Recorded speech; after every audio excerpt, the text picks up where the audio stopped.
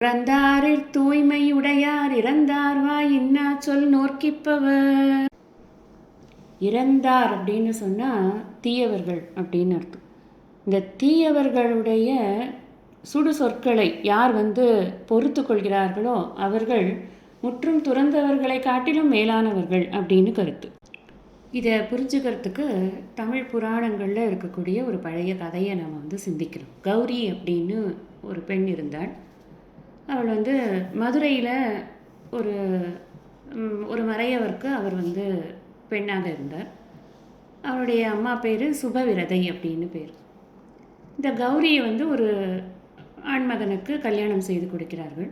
நிறைய அவளுக்கு சீர் செனத்தை எல்லாம் பண்ணி அனுப்புகிறாரு. ஆனால் அந்த கல்யாணம் பண்ணி போன வீட்டில் இருக்கிறவங்களுக்கு நல்ல ஒரு மனசு கிடையாது.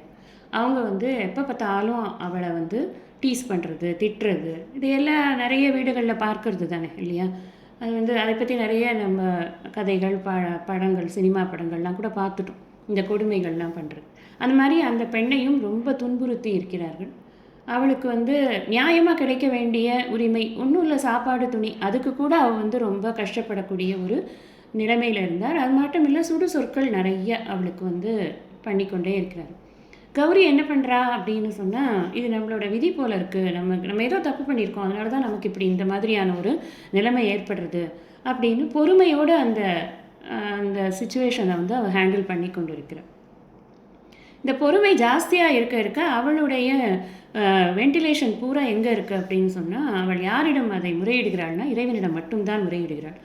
அப்போது இறைவன் கண்டிப்பாக அவளுக்கு அருள் பண்ண வேண்டிய ஒரு கட்டாயத்திற்கு இறைவன் தள்ளப்படுகிறார்னு தான் சொல்லணும்.